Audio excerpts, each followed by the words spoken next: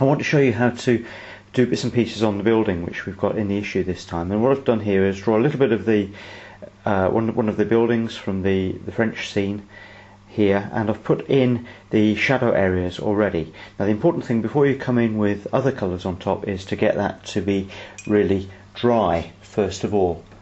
I've got two colours here which I'm going to come in with, and one is on the sort of the sunny side, if you like, of the building, and I've got yellow ochre with a little touch of cadmium yellow in it as well, just to lighten it up and to give it a little bit of a sunshiny effect. So that's yellow ochre or raw sienna with a little drop of cadmium yellow in it. So let's put some over there as well, just to bring things. So everything that's kind of got the sunshine on it, sun's coming from this side here, has got that colour on it. And I've just got raw sienna or yellow ochre for the other side of the building. And you see, with this I'm just going to come in and just going to go right over the areas where the shadow and over the front of the house here. And what happens is the shadow colours just come right through the transparent wash that's going on the top. You don't want to work into it too much because you don't want to disturb the paint too much. But there we have the shadows coming straight through. It's so easy, it's just gone straight on like that. I'm just going to bring in the next building as well. Don't necessarily have a straight line between your buildings. Between this one and this one there is a colour difference, so I'm leaving that, but between the others I'm just carrying on with the paint really, so that they merge together and we don't end up with a very strong line between two edges of the building. I missed a bit there, just put that a little bit in at the top up there. And that's the sort of the walls of the house. We've got sunshine, we've got a shadow area, and we've got the deep shadows under the eaves showing up there.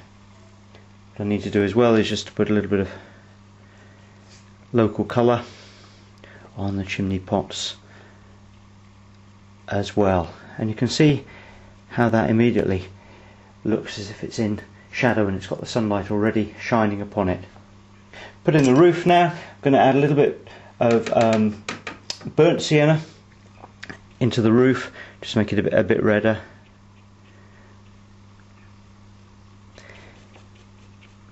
I'm just going to bring that in here. Let's put in another colour as well. Let's put in a little bit more raw sienna into it, just to lighten it down.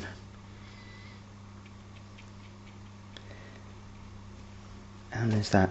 Don't worry if bits and pieces run into each other like that. You can either let it completely dry first, or if you get runs like that, it just gives a little bit of character to the building. We can just sort of ease that in a little bit, and it just adds a little bit of extra character to the building.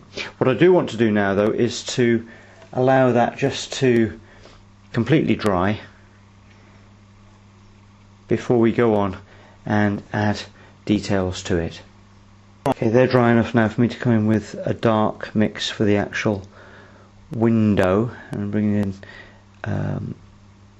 bits and pieces just in the, so it's not just complete squares, but just little bits which are showing where the window is, and into that I want to introduce some other colour. So I'm back to the burnt sienna again, just to alter the colours a little bit here, so that it's not just a black square blob for the windows, which is not what we want at all. So there we go, we've got little windows appearing in there. We can put in little tiny windows too in the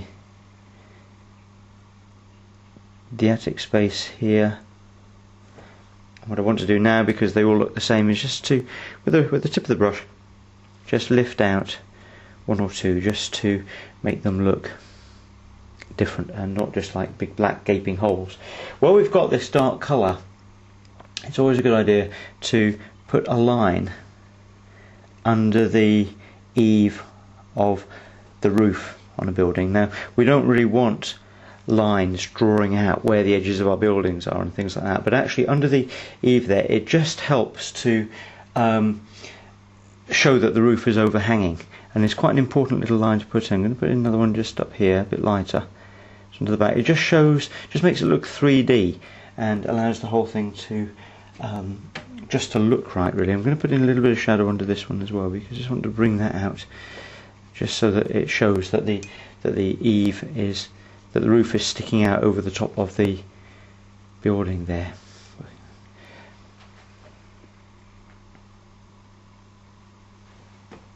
And there we are really. We can carry on fiddling with it as much as we like really. It's probably worth to put a few little bricks in on the side here. I'm just doing this with a wheat mix. I'm not putting in every brick, but just one or two.